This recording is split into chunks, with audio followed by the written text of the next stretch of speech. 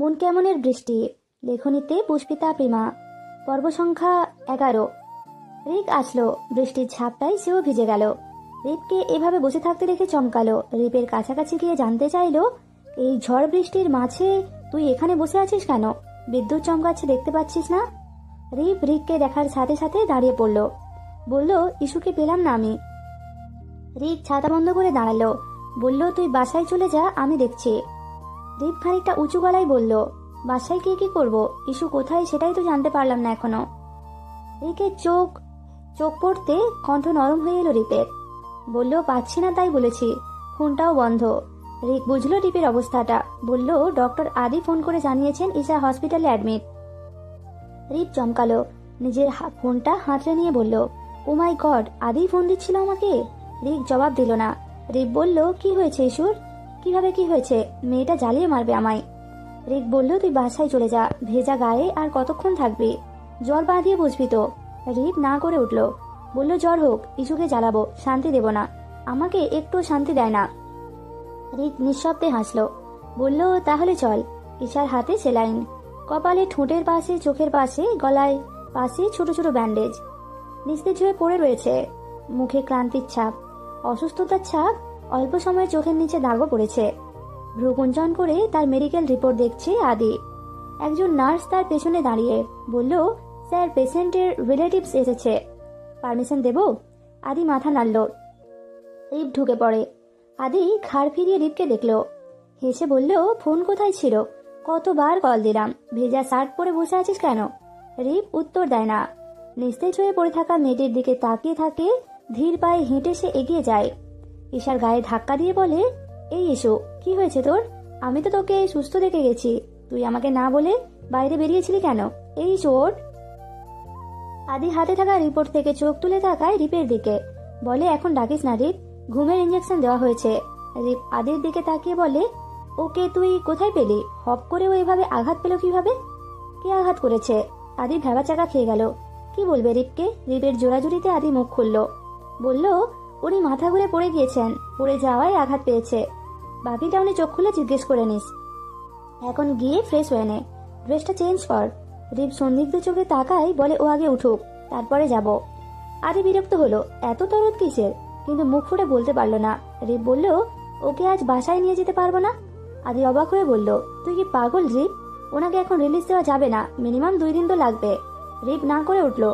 বলল, 2 দিনও কি খাবে? এভাবে ঘুমাবে নাকি শুধু? 2 দিন লাগবে না, কিছুক্ষণ পর চোখ খুললে, কথা বললে আমি ওকে নিয়ে যাব। আদি হেসে বলল, নিয়ে যাস, আমি রাখার কে? আদি দাঁড়ালো না, গটগট পায়ে হেঁটে বের হয়ে গেল। রিপ আদির যাওয়া দেখলো। এত রাগ করার কি আছে? সে ভুল কি বলল? ইস্যু কেন এভাবে এখানে পড়ে থাকবে? রিপ ভেজা রুমাল ঝেড়ে মুখ মুছল। চুল টেনে বসো মেয়েটির পাশে। কেবিনের জানালার কপাট খুলে দিল, আবার টুলে এসে বসলো। জানালা দিয়ে হুড়মুড় করে ঢুকে এলো ঠান্ডা বাতাস। রিপের ভেজা চুল উঠতে চাইল না। তবে অচেতন মেয়েটির কয়েকটা উড়ো চুল এসে পড়লো মুখের ওপর। মেয়েটি যদি চেতনা থাকতো তাহলে কি বিরক্ত হতো না? হাত সরিয়ে দিত না? রিপ হাত বাড়ায়, আলতো হাতে সরিয়ে দেয় চিকন চাকন কয়েকটা উড়ো চুল। মেয়েটির মাথার বালিশের কাছে হাতের ভর রাখলো। মাথাটা হাতের ওপর রেখে বলল, শোন, আমার টেস্টটা মেটেনি রে ইস্যু, আমার গলা শুকিয়ে আছে এখনো। কখন তুই পানি দিবি? কোনো আওয়াজ আসে না মেয়েটির থেকে। রিপ হাসে, বলে, দেখ, আমি ভেজা গায়ে বসে আছি, আমার জ্বর হবে, আমি তোকে জ্বালাবো, মাথা টিপে দিতে বলবো, গরম চা করে দিতে বলবো, উলট পালট বকে তোর মাথা খাবো, তখন তো তোর কষ্ট হবে। তার চাইতে ভালো তুই এখন উঠে যা। এভাবে শুয়ে থাকলে কি কারো ভালো লাগে? এভাবে কি আমি তোকে দেখে অভ্যস্ত বলতো? ভালো লাগছে না, ওর না ইস্যু। আচ্ছা ঠিক আছে, উঠে বসিস না, কথাও বলিস না, শুধু চোখটা খুলে তাকা, একটু মুচকি হাস, আর কিচ্ছু চাইবো না। এই ইস্যু, উঠবি না? রিপের বাজে বকবকানি শুনে রিক কেবিনের বাইরে থেকে আওয়াজ করে বলে, রিপ বাসায় যা, আমি আছি, যা, ঠান্ডা লেগে যাবে তো। রিপ বিরক্তি বোধ করে, বলে, আমি থাকি না দা ভাই, তুমি চলে যাও, বাসায় এমনিতেও কেউ নেই, পরি কাউকে না দেখলে কেঁদে উঠবে। রিক বলে, কিন্তু তোর তো ঠান্ডা লাগবে। রিপ আর জবাব দেয় না, চুপ করে বসে থাকে। তার সব রাগ গিয়ে পড়ছে এখন শুয়ে থাকা মেয়েটির ওপর। মেয়েটি তাকে কিচ্ছু বলে না, কোনো কিছু শেয়ার করে না তার সাথে, হাসি কান্নাগুলোও শেয়ার করে না। এত পর কেন সে? এতটা পর কেন ভাবে মেয়েটা তাকে? এতটা পর তো সে কখনো হতে চায় না, কখনোই নয়। পা দিয়ে ঠেলে ঝাড়ের ভেতর ফেলে দেওয়া ধাক্কা দিয়ে ফেলে দেওয়া, মুখ হাত বেঁধে ফেলা, দম বন্ধ করা সব ঘটনা পুনরায় চোখে ভাসতেই মুখ দিয়ে উদ্ভট সব বের করলো ঈশা। হাতে ক্যানেলা, পুরো শরীরে তীব্র যন্ত্রণায় সে চোখ মুখ খিঁচে ফেললো। অনেকক্ষণ পর তার মুখ দিয়ে স্পষ্ট আওয়াজ বের হলো, মা। কি আশ্চর্য, এই মা নামক শব্দটার কোনো অর্থ নেই তার কাছে। মা নামক শব্দটি তার কাছে নিছক শব্দ মাত্র। তারও তো একটা মা থাকতে পারতো। তার এমন অসুস্থতার সময় শিওরে বসে একজন মায়ের দু চোখের দু ফোঁটা জল পড়তে পারত। একজন মা তার জন্য উপরওয়ালার কাছে তার মঙ্গল চাইতে পারত। চোখের জলে ভেসে কপালের কাছে চুমু এঁকে ডাকতে পারত, আমার মা, তুই খুব তাড়াতাড়ি সুস্থ হয়ে যাবি, আমি আছি তো, তোর মা আছে। কিন্তু এমন কেউ নেই। কেউ তার জন্য দু ফোঁটা চোখের জল ফেলে না। কেউ তার মাথার শিওরে বসে রাত জাগে না। কেউ তাকে মা বলে ডেকে ওঠে না। নিজের মা তো কবেই ছেড়ে চলে গিয়েছে, এমনকি নিজের সন্তানও ডাকে না মা তাকে। তারও তো মা ডাকটা শুনতে ইচ্ছে হয়, মা বলে কাউকে একবার ডাকতে ইচ্ছে হয়। ওই ছোট্ট মাটাকে যদি একবার ভালোবেসে মা বলে ডাকতে পারতো, মা না থাকার কষ্টটা একটু হলেও লাঘব হতো। কিন্তু সেও আজ মা ডাকে না, অন্য কাউকে মা ডাকে। অন্য কারো বুকে ঘুমায়, অন্য কারো কোলে ঘুমায়, অন্য কারো হাতে খায় সে। তারও তো একটিবার ওই ছোট্ট মাটাকে জড়িয়ে ধরে ঘুমোতে ইচ্ছে করে, একটিবার জড়িয়ে ধরে শক্ত করে বুকের মাঝে আটকে রাখতে ইচ্ছে করে, তাকে ঘুম পাড়ানির গান শুনিয়ে ঘুম পাড়াতে ইচ্ছে করে। কিন্তু তার হাত পা বাঁধা, সে মা ডাকতে পারে না, মা ডাকটা শুনতে পারে না। সে এতটাই অভাগী, এতটাই। আজ তার খুব করে মনে হচ্ছে আবেগের বশে নেওয়া একটি ভুল সিদ্ধান্ত তার জীবনকে আরো দুর্বিষহ করে তুলেছে। ডক্টর কোনো দিন তার শুভাকাঙ্ক্ষী ছিল না। ডক্টরকে ভালোবাসাটাই তার জীবনের সবচাইতে বড় ভুল, যে ভুলের মাসুল তাকে এই মুহূর্তে দিতে হচ্ছে। চোখের কোনা বেয়ে জল তার কানের কাছে গড়ায়। কেবিনের দরজা ঠেলে রিপ ঢুকে ঈশাকে পিটপিট করে তাকাতে দেখে তার কলিজা ঠান্ডা হয়। দৌড়ে আসে ঈশার কাছে।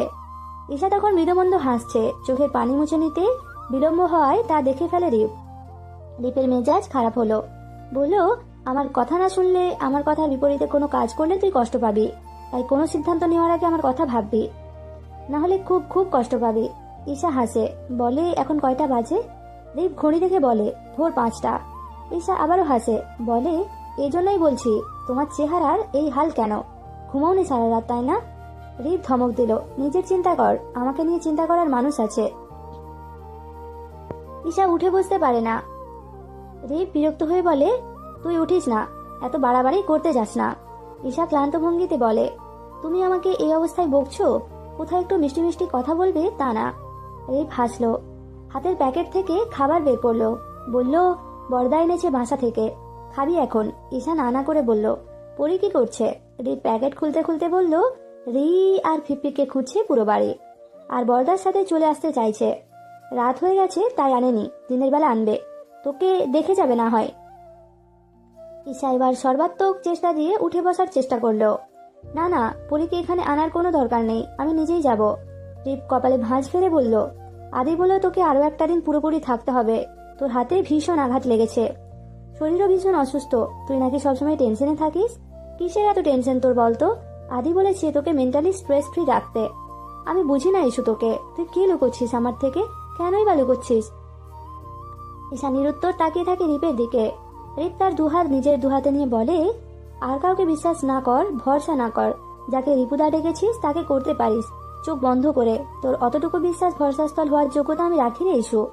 আমাকে কখনো আঘাত দিস না, তোর দেওয়া আঘাত আমি নিতে পারবো না, নয়তো কঠিন পাথর হয়ে যাব, দিস না আঘাত। ঈশা হাসে, তবে সে হাসির সাথে জল করায় দু চোখ বেয়ে।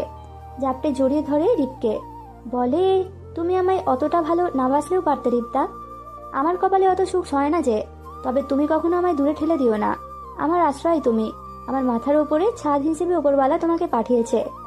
রিপ মাথায় হাত বুলিয়ে দেয় ঈশার, বলে, আমি আজীবন থাকবো, তুইও থাকিস। পকেট থেকে ফোন তুলে নাম্বার দেখে চুপ হয়ে যায় আদি। কনফারেন্সের সময় ইনি ফোন করলো, এখন কি হবে? ডক্টর সামাদ আর রফিক আদির দিকে উৎসুক দৃষ্টিতে তাকিয়ে রইল। Any problem mister Chowdhury? আদি ভড়কালো, লজ্জায় পড়ে গেল, মিনমিন করে বলল, ইমির ফোন ছিল। সামাদ আর রফিক নীরবে একে অপরের দিকে তাকিয়ে হাসলো। আদি তাদের হাসির কারণ খুঁজতে যেতেই আবারও ফোন এলো ইমির। সামাদ হেসে বলল, যান, ফোন সেরে আসুন, সবার আগে ম্যাডাম কিন্তু। আদি এবার সত্যি সত্যি লজ্জায় পড়ে গেল। কিছুটা দূরে দাঁড়ানো নার্স কয়েকজন আদির কাণ্ড দেখে হাসে। আদি বেরিয়ে এলো রুম থেকে। ফোন কানে দিতেই ফোনের ওপাশ থেকে মেয়েলি কণ্ঠস্বর ভেসে এলো। ফোনটা কোথায় ছিল আপনার? কতবার ফোন দিয়েছি। আদি হাসলো, জিভের কামড় দিয়ে বলল, সরি অ্যাকচুয়ালি আমি কনফারেন্সে ছিলাম। আমি এখনের কথা বলছি না আদি, তার আগের কথা বলছি। কাল সন্ধ্যা থেকে এখন অবধি তুমি নিজে থেকে একটা ফোনও দাওনি। আদি তাড়াতাড়ি ফোন কেটে দেয়, নিজে থেকে কল ব্যাক করে বলল, এই তো দিয়েছি, নাও হ্যাপি। আইমি না হেসে থাকতে পারলো না, বলল, তুমি আমাকে রাখতে দাও না কেন আদি, এমন কেন তুমি? আদি হাঁটতে হাঁটতে নীরবে হাসলো, বলল, ইমি রাগ করবে আদির ওপর? ইম্পসিবল, এটা হতেই পারে না। আইমিও আদির সাথে তাল মিলিয়ে হাসলো। আদি বলল, ইমি তুমি ভালো আছো? আইমি হাসলো মৃদু। অদ্ভুত প্রশান্তিতে ভরে গেল মন প্রাণ। মৃদু আওয়াজ করে বলল, এখন ভালো আছি, তুমি ভালো আছো? কত সহজ একটা প্রশ্ন, কত ছোট্ট একটা প্রশ্ন, কিন্তু সেই প্রশ্নের উত্তর দিতে গিয়ে আদির কণ্ঠ আটকে গেল। বলল, আমি ভালো ছিলাম ইমি। দুহাতের মধ্যে দুইটা ভ্যালেটিয়া চকলেট, ছোট্ট মেয়েটির পরনে কালো ফ্রক। ডাগর ডাগর চোখ দুটো দিয়ে দেখছে হসপিটালে সব মানুষকে। কোথায় আসলো সে? এরা সবাই কারা? পাপা তাকে কোথায় নিয়ে যাচ্ছে? মাম্মা কোথায়? রি কোথায়? ফিপি কোথায়? ছোট্ট মেয়েটির ভয় হলো, রাগ লাগলো। রিকের মাথায় চকলেট দিয়ে বাড়ি দিয়ে ঠোঁট টেনে ডাকলো, পাপ্পা, মিন্নি। রিক হাসলো, বলল, এখন আমরা ফিপির কাছে যাচ্ছি। পরীর আরো রাগ লাগলো, পাপা হাসলো কেন? সে চোখে টলমল পানি নিয়ে বসে থাকলো রিকের কোলে। টু শব্দটিও করলো না। আর কিছুক্ষণ পর সূর্য হেরে পড়বে পশ্চিম আকাশে, সন্ধ্যা ঘনিয়ে আসবে। ঈশা চোখ বুঝলো কিছুক্ষণ আগে। রিপের মাথায় দুষ্টু বুদ্ধি চাপলো। কোলে থাকা পরীকে ঈশাকে দেখিয়ে দেয়, তারপর চুপি চুপি গিয়ে দাঁড়ায় ঈশার বেডের পাশে। পরীকে ঈশার পায়ের কাছে ছেড়ে দেয়, তারপর হেসে বেরিয়ে যায় কেবিন থেকে। আড়াল হয়ে দেখে পরী আর ঈশার কাণ্ড। রিকের ডাকে সে ছুটে যায়, দেখে নেয় ঈশা পরীকে। ঈশাকে চোখ খুলতে দেখে সে চলে যায়। পা থেকে বেয়ে বেয়ে হামাগুড়ি দিয়ে পরী চলে আসে ঈশার বুকের ওপর। ঈশা চমকায়, চিৎকার দেওয়ার আগে গালে লালা জাতীয় কিছু টের পেয়ে পরীর দিকে তাকায়। পরী হাতের চকলেট দিয়ে ঈশাকে মারতে মারতে বলে, হিপ্পি চকো। ঈশা হাসলো, বলল, তুমি এখানে? পরী, কি করে? ঈশা চেঁচালো, ডাকলো, শাহ। ঈশা হাসি মুখে তাকালো পরীর দিকে, ডাকলো, মা। পরী হাসলো।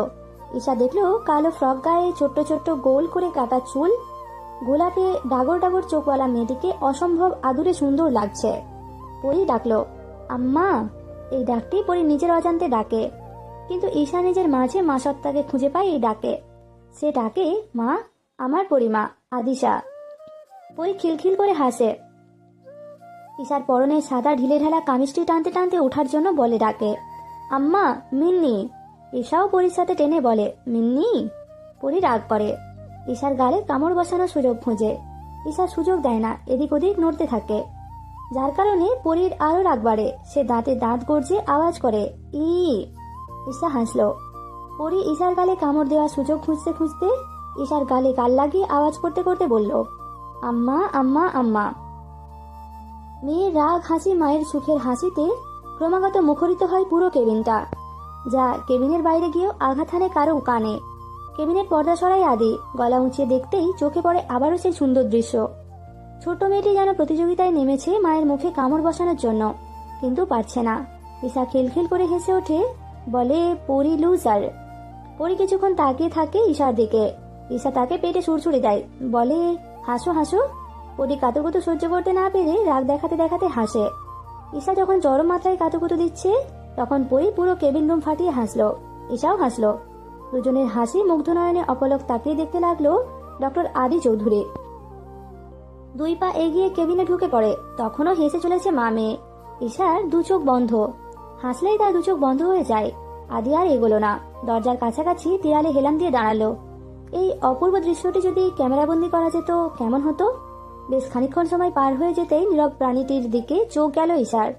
আদি ফোনে ছবি তুলেই চোখ সরাতেই চোখাচোখি হলো বহুদিন পর। আদি আজ হাসলো না, মলিন চেহারায় ক্লান্ত চোখে চেয়ে রইল মেয়েটির দিকে। ঈশা হাসি হাসি থামতে বিষণ্ণ মুখে পরিণত হলো। পরীকে শক্ত করে ধরলো।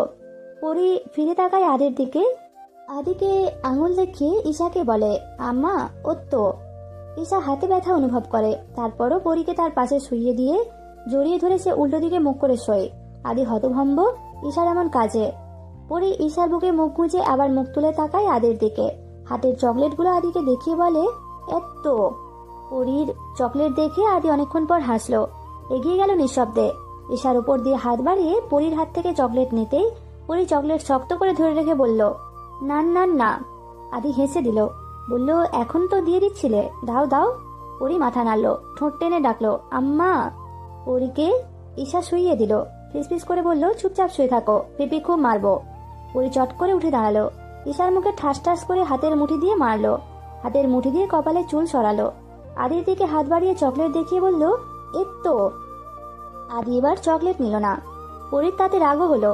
ঈশার গায়ের ওপর উঠে ঈশার ব্যান্ডেজগুলো খোলার জন্য হাতের ছোট্ট ছোট্ট আঙুল দিয়ে কুটকুট করতে লাগলো। ঈশা আটকায় না। যখন বিষয়টা বোধগম্য হলো, আদি হাত ধরল পরীর, বলল, না এখন না, ব্যথা পাবে। ঈশা আচমকা আদির কথাই হেসে দিল, অন্যদিকে মুখ করে রাখলো, এটা তো সামান্য কথা। পরীকে কেন আটকালো আদি? পরীর রাগ হলো ভীষণ দুজনের ওপর। সে ধীরে ধীরে গাল ফোলানো শুরু করলো, নাক ফুলালো, ঠোঁট ফুলালো, ঠোঁটটা এমন ভাবে টানছে ঈশা আদি দুজনেই অবাক হয়ে তাকিয়ে রইল। ঠোঁট টানতে টানতে ঠোঁট উল্টে গেল, ভ্যাঁ ভ্যাঁ করে কেঁদে দুজনের মাথার চুল টেনে ধরলো। আদি হাঁটু ভেঙে বসে পড়লো মেঝেতে। ঈশা ব্যথা পেল, পরী তারপরে দুজনের চুল ছাড়ল না। দুজনকে একসাথে এনে চুলের হাতের মুঠোয় চুল বন্দি করে কাঁদতে লাগলো। ঈশা চোখ মেলে তাকায়, ততক্ষণে তার মুখের সামনে মাথায় হাত দিয়ে পরীর হাত চেপে ধরা মানুষটির মুখটা ভূমিষ্ঠ হয়। উষ্ণ নিঃশ্বাস এসে পড়ে চোখে মুখে, সাথে এক রাশ অভিমান, একদলা রাগ, দু চোখ ভর্তি জল, সাথে গড়াই কানের দুপাশে। ঈশা চোখ বন্ধ করে রাখে, পরী কাঁদতে থাকে অবিরত। ঈশা আবার চোখ খুলে একটি প্রশ্নে, আপনি ভালো আছেন মিসেস ঈশা? ঈশা প্রত্যুত্তরে হাসে, মৃদু কণ্ঠে বলে, দেখছেন না? আদি বলে, দেখছি, খুব ভালো আছেন। তবে শুধু আপনি একাই ভালো আছেন, নিজে ভালো থাকলে চলে না, সবাইকে ভালো রাখতে হয়, ভালো রাখা জানতে হয়, শিখতে হয়। ঈশা এবার জবাব দেয় না। আদি আবারও প্রশ্ন করে, চোখের জলের কারণটা যদি জানতে পারতাম। ঈশা চুপটি মেরে তাকায় পরীর দিকে। অল্প কান্নায় তার চোখে মুখের বেহাল দশা। পরী কাঁদতে কাঁদতে ঠোঁট টেনে টেনে বলে, আম্মা। আদি শোনে সেই ডাক, বলে, কে আম্মা? পরী আঙুল দিয়ে দেখিয়ে দেয় ঈশাকে। ঈশার গালে তার গালের লালা লাগিয়ে বলে, আম্মা ওঠো। আদির মাথার চুল ঠিক করে বলে, এটা ঠিক হয়নি, আমার মাথার চুল কি করে দিয়েছো পরী? ব্যাড গার্ল তুমি। পরী ঠোঁট টেনে আবারও কেঁদে দেয়। আদির চুল ধরে আবারও টেনে আনে তার দিকে।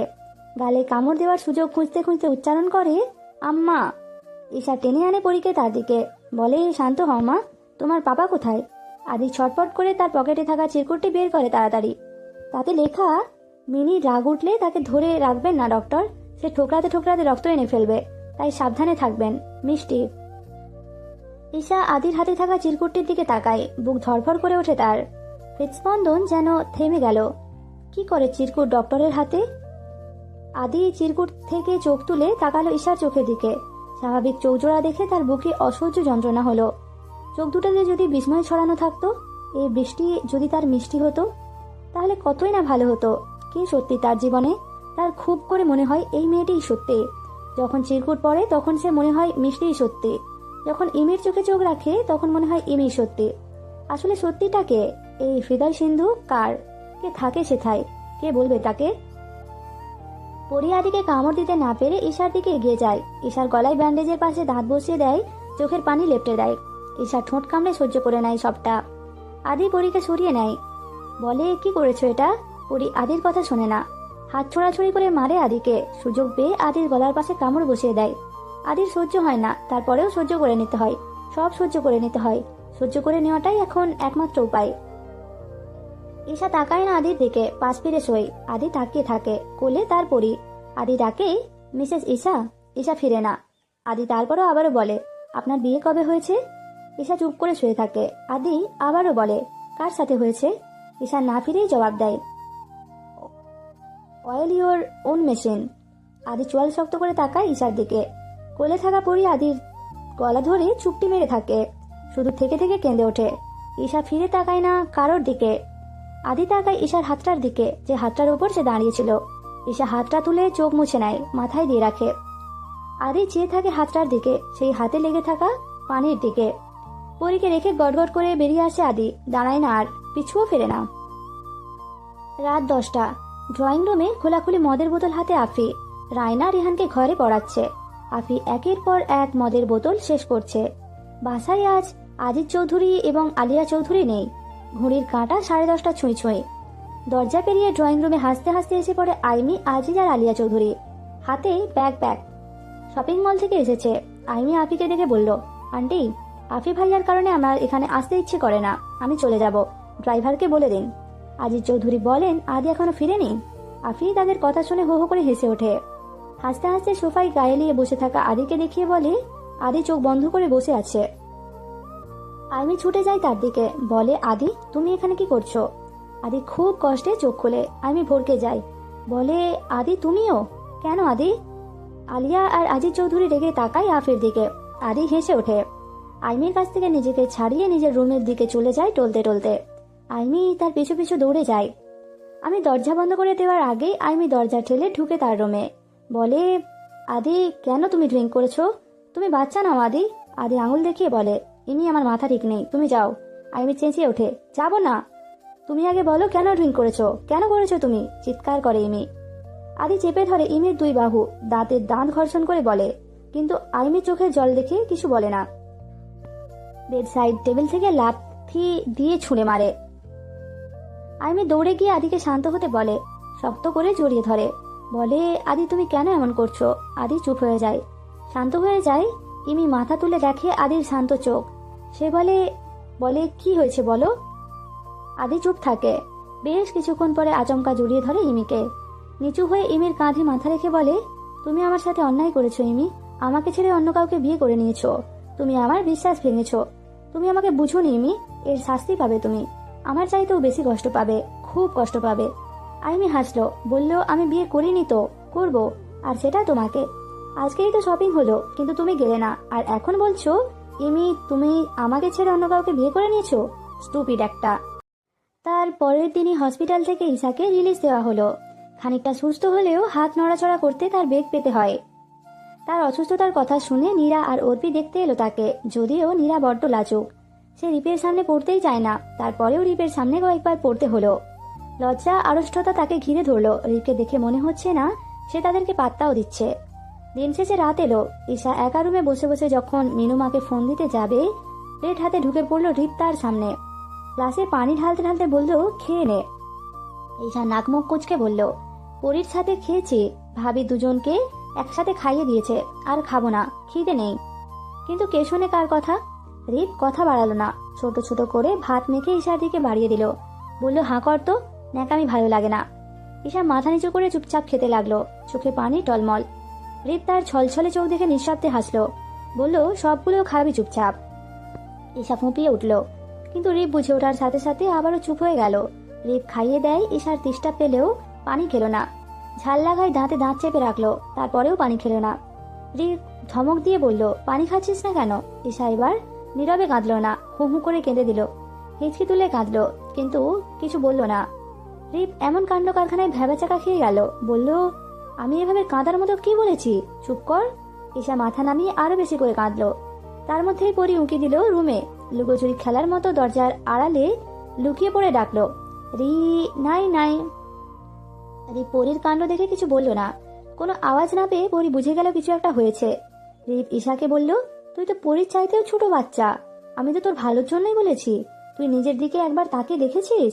সুটকি হয়ে যাচ্ছিস শুকিয়ে শুকিয়ে। ডক্টরের প্রেসক্রিপশনে তোর খাওয়ার কথা স্পেশাল ভাবে বলা আছে। তোর শরীর খুব দুর্বল, না খেলে আরো দুর্বল হয়ে পড়বি যে। কিসের টেনশন তোর এত? তুই যাতে ভালো থাকিস তার জন্য আমি কি করিনি, কি করছি না বলতো? কিন্তু তারপরও তোর কোনো উন্নতি দেখতে পাচ্ছি না, দিন দিন অবনতি। ঈশার কান্না থামলো না, সে থামাতে চেয়েও থামাতে পারছে না। আসলে তো এমনটা হয় কেন? যারা একটু বেশি ভালোবাসে তাদের আদর, স্নেহ, মায়া, মমতা হাত পুড়ে নিলেও তাদের একটুখানি বকা আমরা সইতে পারি না। চোখ গলে সমুদ্র নেমে আসে। ঈশা হিঁচকে তুলে তুলে কাঁদতে লাগলো। পরে গুটি গুটি পায়ে হেঁটে এসে দাঁড়ালো খাটের কাছাকাছি, কোমরে হাত দিল বিজ্ঞদের মতো। চোখ ছোট ছোট করে গলা কাত করে ঈশার মুখ দেখার চেষ্টা করলো, তারপর আবার রিপের মুখ দেখার চেষ্টা করলো। এভাবে তাকে তাকাতে দেখে রিপ নীরবে হাসলো। কান্নারত মেয়েটির দিকে তাকাই একবার। পানির গ্লাস হাতে নিয়ে এগিয়ে দিল মেয়েটির দিকে, নরম কণ্ঠে বলল, কান্না থামা, আমার দেখতে ভালো লাগছে না। সাথে সাথে কান্না থেমে গেল ঈশার। চোখ মুছে নিয়ে পানির গ্লাস নিয়ে হাতে পানি খেয়ে নিল। রিপ প্লেট রেখে আছে, ঈশার পাশে বসে নিজ হাতে সব ওষুধগুলো খাওয়ালো। পরি চুপচাপ দেখে, ডাকলো, রি, ফিপ্পি দুক্কু। রিপ হেসে মাথা নাড়ালো, বলল, হ্যাঁ ফিপি ছোট্ট বাচ্চা, তাই দুঃখ পেয়েছে। ঈশা মাথা নিচু করে বসে রইল। রিপ বলল, এভাবে বসে আছিস কেন? মুখটা বাংলা পাঁচের মতো করে রেখেছিস, হাস বলছি। ঈশা হাসার বদলে 2বার হিঁচকি তুলল শুধু। রিপ অসহায় হয়ে তাকালো, ঈশার চোখের পানি মুছে দিল, বলল, আচ্ছা ঠিক আছে, আর কখনো ওভাবে বলবো না, এবার তো কান্না বন্ধ কর। ঈশা তাকালো রিপের দিকে, কিচ্ছুটি বলল না। শুধু রিপ দেখলো তার গাল বেয়ে জল গড়াচ্ছে। সে আবার চোখের জল মুছে দিল। গালের এক পাশে হাতের 4 আঙুল দিয়ে আলতো করে টোকা দিয়ে বলল, আমার একটুখানি রাগ যেমন তোর কান্নার কারণ, আমার ধমক যেমন তুই সহ্য করতে পারিস না, তেমন আমিও তোর দেওয়া আঘাত যন্ত্রণা সইতে পারবো না। আমি তো তোর মতো কাঁদতেও পারবো না, তাই ভুলেও আমাকে আঘাত দিবি না। কথাটিতে যে কি মেশানো ছিল কি জানে। ঈশা আওয়াজ করে আবারও কেঁদে দিল। রিপ দাঁড়ালো না, বেরিয়ে পড়ল। সে যতক্ষণ থাকবে মেয়েটি ততক্ষণ কাঁদবে। পরি মোড়া এনে না রাখলো নিচে, মোড়া বেয়ে ঈশার গায়ের ওপর উঠে বসলো। হাতের মুঠো দিয়ে ঈশার 2 গাল আঁকড়ে ধরলো, কাঁদো কাঁদো কণ্ঠে ডাকলো, আম্মা। ঈশা চুপ হয়ে গেল। বলল, কি? পরি কিচ্ছু বলে না। ঈশার গালের সাথে গাল লাগিয়ে রাখলো। কিছুক্ষণের মধ্যে ঘুমিয়েও পড়ে। ঢলে পড়লো ঈশার ওপর। ঈশা ঘুমন্ত মেয়েটির কপালে চুমু দিয়ে চুলগুলো সরিয়ে দিল, পুরো মুখে আদর দিল। তারপর তার পাশে শুইয়ে রেখে নিজেও শুয়ে পড়ল। নরম তুলতুলে গায়ে হাত দিয়ে চোখ বুঝতেই ঘুম নেমে এলো চোখে। কিন্তু তা ছুটে গেল মোনা এসেই পরীকে কোলে নিয়ে নেওয়ায়। ঈশা বহুদিন পর একটু অন্যায় আবদার করলো, আজ ও আমার সাথে একটু ঘুমুক না ভাবি। মোনা অপ্রস্তুত হাসলো, বলল, ওর মাঝরাতে খিদে পায়। ঈশা বলল, আমি ফিডার খাওয়াতে পারি, খাইয়েছি কয়েকবার, দাও না একবার, পারবো, সত্যি বলছি। মোনা একবার দরজার দিকে তাকালো, মলিন হেসে বলল, তোর বর্দা? আচ্ছা আমি জিজ্ঞেস করে আসি। ঈশা বিছানা থেকে নেমে এলো, ধরা কণ্ঠে বলল, না না, বর্দার কাছ থেকে জিজ্ঞেস করার দরকার নেই, নিয়ে যাও, আমি তো এমনিই বলছিলাম, নিয়ে যাও। মোনা সাথে সাথে বেরিয়ে যায়, দাঁড়ায় না।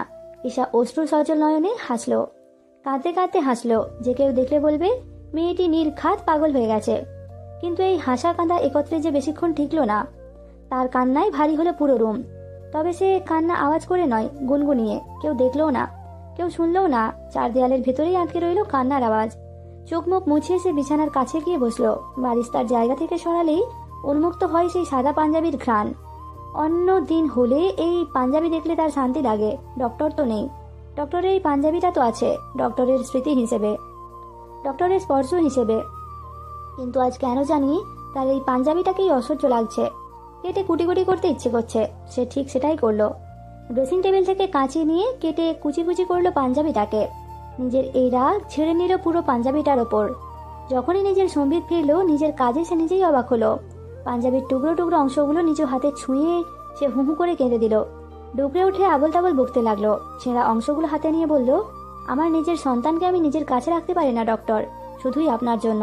আদর করতেও সীমা লাগে, তাকে কোলে নিতেও ভাবতে হয়, তাকে নিজের হাতে খাওয়াতেও পারি না আমি, শুধু আপনার জন্য। তাকে বুকে জড়িয়ে ঘুমাতেও পারি না, শুধুই আপনার জন্য। তাকে কোলে নিয়ে ঘুম পাড়াতে পারি না আপনার জন্য। আজ আপনি আমার পাশে থাকলে হয়তো এত কিছু হতো না ডক্টর, আমাদের ছোট্ট একটি সংসার হতো। আপনি তো এটাও জানেন না যে আমাদের একটা মেয়েও আছে। আপনি জানেন না, অনুভবও করতে পারেন না। আপনি আপনার প্রাক্তন প্রেমিকা নিয়ে ব্যস্ত, আপনি নতুন করে সংসার সাজানোর কাজে ব্যস্ত। কিন্তু মাঝখানে আমি সব কষ্ট পাচ্ছি। সব কষ্ট আমাকেই কেন পেতে হয়? সব কষ্ট আমি কেন পাই? সন্তানরা তো আপনারও। অন্যকে মা ডাকছে, বাবা ডাকছে। আপনার তো কষ্ট হয় না ডক্টর? আপনি প্রেসক্রিপশনে কত সুন্দর করে লিখলেন নিজের সন্তানের বাবা মায়ের নাম, কত সুন্দর সেই রেখা। আপনার তাতেও কষ্ট হলো না, হওয়ার যে কথাও নয়। তবে এবার থেকে আমি আর কষ্ট পাবো না, কষ্ট এবার আপনি পাবেন। আমি কখনো আপনাকে পরীকে ছুঁতে দেব না, আপনার কাছে পরীকে কখনো যেতে দেব না, কখনো না। আমি যেই কষ্ট পাচ্ছি তার দ্বিগুণ দেব আপনাকে, 1000 গুণ বেশি দেব। বিছানায় যত্ন সহকারে সাজানো সব শাড়ির গয়না আমি বালিশের নিচে দিয়ে উপর হয়ে শুয়ে পড়ল। 15 পাশে ছেলেটিকে বলল, আদি তোমার যেটা পছন্দ হবে আমি সেই শাড়িটাই পরবো। আমার তো সব কটাই সুন্দর লাগছে, কিন্তু তোমার চয়েস আবার ফাটাফাটি। আদি নীরব হয়ে শুনলো আইমের প্রত্যেকটি কথা। বলল, আমারও সব পছন্দ, তোমার যেটা ইচ্ছে সেটাই পড়তে পারো। আইমের কষ্ট লাগলো, বলল, যে কোনো একটা বলো আদি, তুমি যেটা পড়বে বলবে সেটাই ফাইনাল। আদি ভেবে বলল, যেটা বেশি লাল টকটকে সেটাই পরো। আইমে উঠে বসলো, শাড়িটা হাতে নিয়ে বলল, ঠিক আছে, লালটাই নিলাম। আদি হাসলো, কিন্তু কিছু বলল না। আইমি তাকে এত চুপ দেখে জিজ্ঞেস করলো, কি ভাবছো? আদি ভেবা জায়গা খেলো, বলল, না তেমন কিছু না, ভাবছিলাম শাড়িটাতে তোমাকে কেমন লাগবে। আচ্ছা, তাহলে বলো কেমন লাগবে। আদি হাঁটতে হাঁটতে সিঁড়ি বেয়ে ওপরে উঠতে লাগলো। বললো, সামনাসামনি দেখলে বলতে পারতাম, এখন বলতে পারছি না। আইমি চুপ থাকলো, খানিকক্ষণ পর বলল, আচ্ছা। আদি জানতে চাইলো, রাগ করেছো? না না, রাগ করবো কেন? আমি কি সবসময় তোমার সাথে রাগই করি আদি? আদি খানিকক্ষণ চুপ থেকে আবারও বলল, সন্দেহ করো। রাগ নয়, সরি, মিস্টেক। আইমির কণ্ঠের ধরন পাল্টালো, বলল, তুমি এখনো রেগে আছো আদি? আমার তখন মাথা ঠিক ছিল না। আদি প্রত্যুত্তরে হাসলো, বলল, ডক্টরের শার্টে রক্ত লাগতেই পারে, আর মাতাল অবস্থায় মানুষ অনেক কিছু বলে। এসব কিছু তুমি সিরিয়াসলি নিয়েছো ইমি? আমাকে সন্দেহের চোখে দেখেছো। আদি কি ইমির কাছ থেকে এসব আশা করেছিল কখনো? আইমির কণ্ঠ ধরে আছে, অভিমানে চোখ চকচক করে। বলে, তুমি এখন এইসব মনে রেখেছো আদি? আমি তো মজার ছলে বলেছিলাম, সেটা বলেছিও। আদি দরজা ঠেলে নিজের রুমে ঢুকলো, বলল, মন খারাপ করো না ইমি, আমিও মজা করেছি, টিট ফর ট্যাট। আইমি স্বস্তি পেল, বলল, তুমি এরকম বাজেই আর কি আমার সাথে একদম করবে না আদি। আমি তো রোমান্টিক মুডে ছিলাম, তুমি সব শেষ করে দিলে। আদি হো হো করে হাসলো, বলল, রোমান্টিক মুড আবার কি ইমি? আইমি হাসলো, ব্যঙ্গ করে বলল, আহারে, বাবুটা কিছুই জানে না। আদি পুরো রুম কাঁপিয়ে হাসলো, বলল, হোয়াট ইজ সিলি ল্যাঙ্গুয়েজ ইমি? আদি দাঁত বের করে হাসলো, বলল, বাবু বলাই যায়। আদির সাথে কখনো যায় না ইমি। আদি শুধু বাবু নয়, আদি ডাক্তার বাবু। বাবুর আগে ডাক্তার বসালে বলাই যায়, আটকাচ্ছে কে? দুজনই একসাথে হাসলো। আদি রুমের চারপাশে চোখ বুলালো, বলল, ইমি, আমি মিনিকে খুব মিস করছি। মিনি কখন ফিরবে আমার কাছে? আমি চিন্তিত হয়ে বলল, মিনি কেন শুধু শুধু একটা মেয়ের সাথে চলে যাবে আদি? এটা তো রহস্যজনক। আদি শান্ত গলায় বলল, মিনি মিষ্টির কাছে গিয়েছে ইমি। মিনি মিষ্টিকে চেনে? আইমি এমন অনাকাঙ্ক্ষিত কথা শুনে ভড়কে গেল, বলল, আদি, মিষ্টিকে? কার কথা বলছো? আদি হাসলো, সরি ইমি, তুমি আমাকে বলনি, তাই আমিও তোমাকে সত্যিটা জানাতে বিলম্ব করলাম। তবে বলে দিয়েছি, তোমার মতো লুকিয়ে রাখিনি। অজানা অচেনা আশঙ্কায় বুকটা কেঁপে উঠল আইমির। বলল, মিষ্টি নামের কেউ নেই আদি, কেউ ছিল না তোমার জীবনে। আদি প্রত্যুত্তর করে বলল, মিথ্যে ইমি, মিষ্টি ছিল কিন্তু এখন নেই। সে হয়তো এখন বিবাহিত, কিন্তু তখন বিবাহিত ছিল না। একজন বিবাহিত মেয়ে কখনো অন্য একটা পরপুরুষের দেখাশোনার দায়িত্ব নেবেই না। কিন্তু সবাই আমাকে মিথ্যে বলছে, কেন আমি সেটা জানি না। তুমিও মিথ্যে বলছো, কিন্তু কেন ইমি? আইমির ফুপানোর আওয়াজ টের পাই আদি, বলে, কান্নার কি বললাম ইমি? আমি রাগ হয়, বলে, তুমি কেন মিষ্টিকে খুঁজছো আদি? কেন? আদি নিজেও জানে না এর উত্তর। সে নিজেও এমন প্রশ্নে চমকালো, আনমনা হয়ে বলল, মিষ্টি বোধহয় ডক্টরকে ভালোবাসে ইমি, মিথ্যে হতেই পারে না। আইমির গলার আওয়াজ বড় হলো, আমি তোমাকে ভালোবাসি না আদি। কে মিষ্টি, কে ডক্টর? সব মিথ্যে আদি, তোমার জীবনে শুধু আমিই সত্যি। আদি শান্ত গলায় জবাব দেয়, আমাদের বিয়ের আগে আমি সব রহস্য বের করে আনবো আইমি, তোমাকে কাঁদার সুযোগ দেব না। তোমার আমার মাঝে যত লুকোচুরি চলছে সব খুঁজে বার করবো আমি, কিন্তু আই প্রমিস ইমি, আমি তোমাকে একটুও কষ্ট দেব না, তোমাকে আমি সত্যিই ভালো রাখবো। কিন্তু তুমি, তুমি ভালো থাকবে না আদি? আইমির প্রশ্নের জবাবে সে শুধু বলে, যদি চাই তুমি বাসে, তবে তো ভালো থাকবো, তার আগে কি করে ভালো থাকবো? আজিজ চৌধুরী খাবার টেবিলে প্লেট ছুঁড়ে মারলো দূরে। রায়না, মিনু, শানু ভয়ে কুঁকিয়ে উঠল। আজিজ চৌধুরী গর্জন করে বলল, এখানে চিঠি আসে কার হাত দিয়ে, বলো। সবাই চুপ থাকে। আজিজ চেঁচিয়ে ডাকে, রায়না। রায়না কেঁপে ওঠে, মিনমিনে গলায় বলে, বাবা, আমি ওই কাজ করতেও সময় পাই না। মাও তো জানে, আমি কি করে এইসব? আজিজ চৌধুরী মিনু আর শানুর দিকে তীক্ষ্ণ চোখে তাকালেন। প্লেট তাদের দিকে ছুঁড়ে মেরে বললেন, তোমরা দুজনের মধ্যে কেউ একজন হবে। শানু তো দেখতেই পারতো না ওই মেয়েকে, নিশ্চয়ই এই কাজ মিনুর, তাই না? মিনু মাথা নামানো অবস্থায় দাঁড়িয়ে রইল, জবাব দিল না। আলিয়া ধমক দিয়ে বললেন, সত্যিটা বলো, কোনো সময় যদি ধরা পড়ো তাহলে জীবিত ফিরতে পারবে না। চৌধুরী বাড়ি থেকেই তোমার লাশ বেরোবে। মিনু কাঁপা কাঁপা কণ্ঠে বলল, আমি কিছু জানি না, চিঠিগুলো ঈশার নিচেই লিখে দিয়েছে। আরও চিঠি এই কারণেই পাঠিয়েছে, ওই চিঠিগুলো যদি আদি বাবার চোখে পড়ার আগেই যাতে সরিয়ে ফেলা হয়। আমি তাই করেছি, এর বেশি কিচ্ছু না। আজি চৌধুরী কিছু বলতে পারলেন না, কিন্তু মনে মনে স্বস্তি পেলেন, যাক, মেয়েটা অন্তত তাকে ভয় পেয়েছে। আদি আইমির বিয়েটা একবার হওয়া বাকি, এবার তাদের পুরোপুরি অ্যাব্রডে পাঠিয়ে দিতে পারলে আর কোনো চিন্তা নেই। যে মরার মরুক আর যে বাঁচার বাঁচুক। আজি চৌধুরী শান্ত হয়ে সোফায় বসার আগেই একটি অনাকাঙ্ক্ষিত ফোন পায়। ফোনটা ইমির। আদি তো আজ বাসায় নেই, ইমির ফোন কেন? ফোন রিসিভ করে সে কথা বলল, আরও একটি সিদ্ধান্তে উপনীত হলো। এবার আর কাঁচা গুটি চালবে না আজিজ চৌধুরী, এবার পাকা গুটি চালতে হবে। বিয়ে হওয়ার আগ পর্যন্ত আদিকে এসব থেকে দূরে সরিয়ে রাখতে হবে। আজিজ চৌধুরী চেয়ার টেনে বসার আগেই দেখতে পায় পকেটে হাত পুরে তীক্ষ্ণাঙ্গ দৃষ্টিতে তাকিয়ে থাকা ছেলেটিকে। ছেলেটির চোয়াল শক্ত, চোখে এক রাশ অবিশ্বাস আর সন্দেহ। দরজার কাছাকাছি দাঁড়ানো। কখন এলো আদি? আলিয়া এগিয়ে এলো, ভয়ে তার হাত পা ঠান্ডা হলো। আদি কোনো কিছু শোনেনি তো? আদি আলিয়া বেগমের হাত নামিয়ে নিলেন মুখ থেকে। আজিজ চৌধুরীর দিকে একটাবার তাকিয়ে বেশ শান্ত গলায় বলল, মিষ্টি আমার ওয়াইফ ছিল মা, এখন এখন কি সে অন্যের ওয়াইফ? তোমরা সবাই এমনিও মিথ্যে বলছো আমায়, কিন্তু কেন মা? আজিজ চৌধুরী চাইলেন আদির সাথে কথা বলতে, কিন্তু আদি হাত দেখিয়ে বলতে বারণ করলো। উগ্র স্বরে বলল, আমি থাকবো না এ বাড়িতে, ব্যাস এতটুকুই। আজিজ আর আলিয়াকে কিছু বলতে দিল না সে। মিনু রায়না নীরবে নিঃশব্দে হাসলো। প্রায় আধ ঘন্টা পর আদি নেমে আসলো সুটকেস সমেত। বলল, আমি এ বাসায় থাকবো না, অন্য ফ্ল্যাটে যাচ্ছি। এমন বিশ্রী মন মানসিকতার মানুষের সাথে থাকতে ইচ্ছে করছে না, বিবেকে বাঁচছে। যেদিন মনে হবে সত্যিটা আমাকে বলতে পারবে, সেদিন আমি এ বাসায় ফিরবো। আজিজ চৌধুরী এগিয়ে গেলেন, বললেন, আমি তোমার খারাপ চেয়েছি এটাই বলতে চাইছো তুমি? আদি হাসলো, বলল, ভালো চেয়েছো। জানি না আমার ভালোর জন্য আর কত কি করেছো তুমি, কতজনকে আঘাত করেছো, কতজনকে কষ্টে রেখেছো। ভালো মন্দ শিক্ষা তোমরাই আমাকে দেবে, সেখানে আমাকেই দিতে হচ্ছে। দাভাইকেই বা কি বলা যায়? তোমরাই তো তাকে সেই শিক্ষা দিয়েছো, ও তাই শিখেছে। এখন সব দোষ তার দিয়ে কি হবে? যদি আমি হতাম তার মতো, দোষ কাকে দিতে মা? নিশ্চয়ই নিজেদের দিতে না, কপালকে দিতে, ভাগ্যকে দায়ী করতে, নয়তো নিজেরা গর্ব করতে। আমার কি মনে হয় জানো, আমি এমন হওয়ায় তোমরা অসন্তুষ্ট। আমার তো মাঝে মাঝে সন্দেহ হয়, পালিত সন্তানকে তার দু চোখ টলমল করে উঠল। বলল, কি উল্টো পাল্টা বলছো আদি?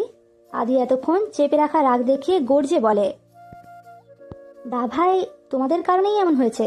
তোমরাই ওকে অবহেলা করেছো, ওকে অবজ্ঞা করেছো, তাই সে এমন হয়েছে। তোমরা ওকে শেখাওনি কোনটা ভালো কোনটা খারাপ, ওকে ওর মতো চলতে দিয়েছো, ওর প্রত্যেকটা খারাপ কাজে সাপোর্ট করেছো।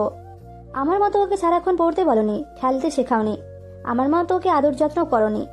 আমি তোমাদের সব অন্যায় দেখি বাবা, সব বুঝি, শুধু এমন একটা সময়ের অপেক্ষায় ছিলাম। আজ আমি আর চুপ থাকবো না এই বাড়িতে এক মুহূর্তও না। কেউ আটকাতে পারে না আদিকে। আজিজ চৌধুরী হাজার অনুরোধ করেও লাভ হয় না। আলিয়া চৌধুরী কাঁদতে থাকে। আজিজ চৌধুরীর সব রাগ গিয়ে পড়ে ওই একটি মেয়ের ওপর, ওই মায়াবিনীর ওপর।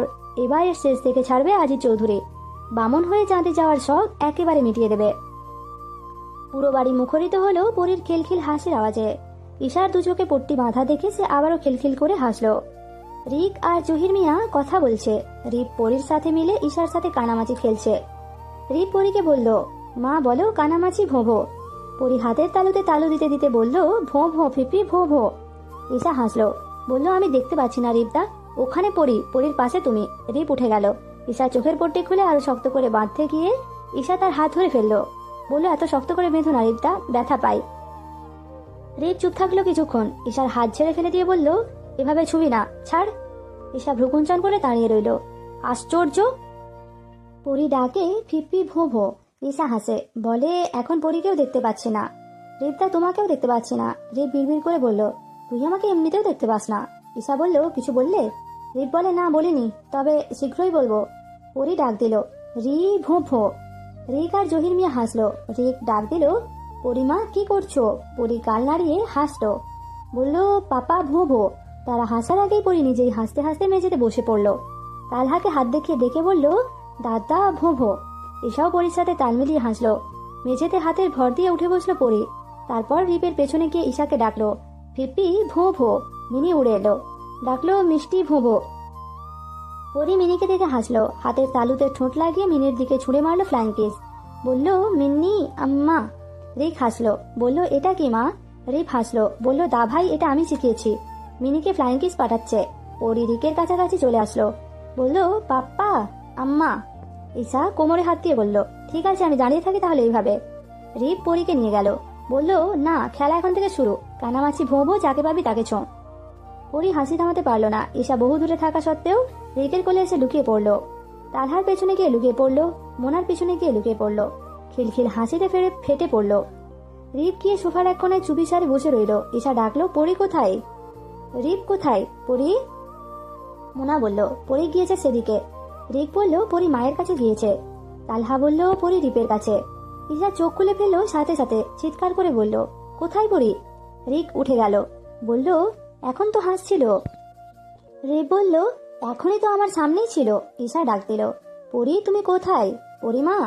রিক গর্জে উঠল, একটা ছোট্ট মেয়ে কোথায় যাচ্ছে কেউ দেখবে না? আশ্চর্য! ঈশার বুক ধক করে উঠল। সে চেঁচিয়ে ডাকলো, পরী। রিক ডাকলো, মোনা ডাকলো, রিপও ডাকলো। তালহা কাঁদাকাঁদি শুরু করে দিল। জহির মিয়া বললেন, পরী দাদুমণি কোথায়? পরি। আশপাশ সবাই তন্ন তন্ন করে খুঁজে।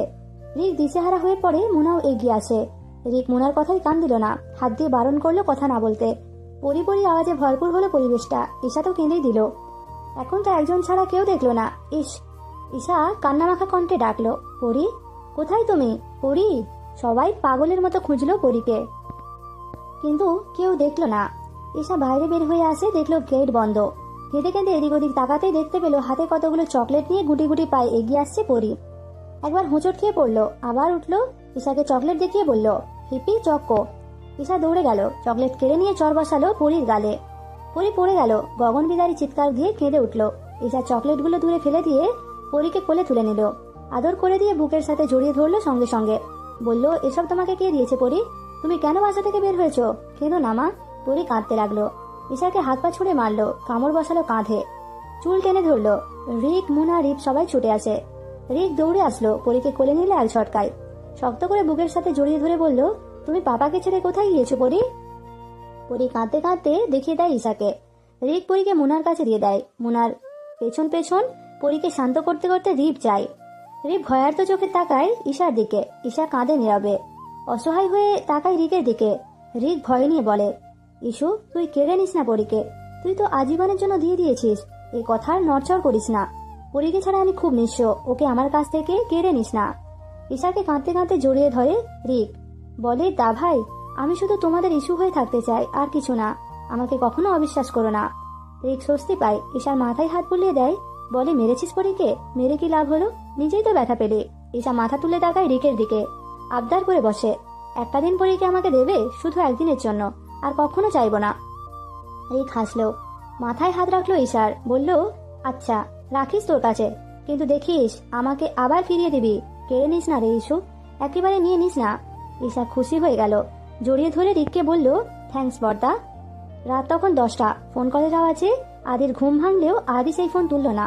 বিরক্ত হয়ে কেটে দিল। আবারও ফোন এলো, এবার সে সত্যি সত্যি কেটে দিল। আবারও এলো, সেও কাটলো। শেষবার 4বারের বেলায় ফোন তুলল। ফোন কানে দেওয়ার সাথে সাথে ফুঁপিয়ে কান্নার আওয়াজ এলো। আদি বলল, আমি ব্যস্ত আছি, আমি পরে কথা বলছি। আইমিকে কিছু বলতে না দিয়ে আদি ফোনটা কেটে দেয়। আইমি কিচ্ছু বলার সুযোগ পায় না। আদি সুযোগও দেয় না। ডক্টর ইমদাদকে ফোন দেয় আদি। উনি রাত 10টায় ফ্রি হবেন বলেছিলেন। ফোন দেওয়ার সাথে সাথে ডক্টর ইমদাদ ফোন তুলেন। কুশলবাদ জানিয়ে কাজের কথায় ফিরল দুজন। আদি জানতে চাইল, সবকিছু কি আর কখনোই মনে পড়া সম্ভব নয় স্যার? আদির প্রশ্নের জবাবে তিনি বললেন, সম্ভব, তবে যদি তোমার ব্রেনের হিপোক্যাম্পাস পুরোপুরি স্ট্রং হয়। কারণ সেসব মনে করতে গিয়ে যদি তোমার মস্তিষ্কে আবারও আঘাত লাগে, তাহলে চিরদিনের জন্য তোমার স্মৃতি চলে যেতে পারে আদি। তাই সেসব মনে না করাই বেটার তোমার জন্য। আদি উৎসুক হয়ে বলল, আই থিঙ্ক আমার হিপোক্যাম্পাস পুরোপুরি স্ট্রং। এখন কি মনে করার চেষ্টা করতে পারবো সেটা বলেন তো? ডক্টর ইমদাদ বললেন, হ্যাঁ পারবে, তবে সেসব কথা তোমাকে মনে করিয়ে দিতে হবে, অনুভব করিয়ে দিতে হবে। তুমি এক কাজ করো, তোমার স্ত্রীর সাহায্য নিতে পারো। সে কেমন আছে আদি? ভারী মিষ্টি মেয়েটা, তুমি তাকে মিষ্টি ডাকতে, রাইট? আদি থমকালো, চমকিয়ে বলল, স্ত্রী? মিষ্টি? সে আমার কাছে নেই স্যার, আমি তাকে চিনি না। কে সে? কোথায় তার বাসা? আপনি চেনেন? ডক্টর ইমদাদ হাসলো, বলল, মিষ্টি ঠিক এই ভয়টাই পেয়েছিল, আর ঠিক তাই হলো। এত ভালোবেসেছিলে মেয়েটাকে, ভুলে গেলে কি করে আদি? এমনও হয়